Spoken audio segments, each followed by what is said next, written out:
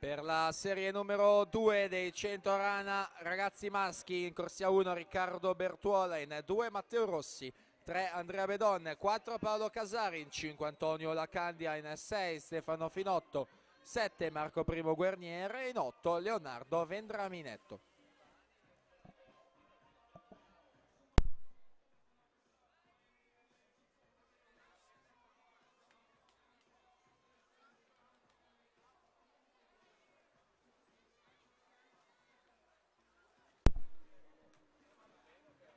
Alessandro Marchi 10961, Andrea Zausa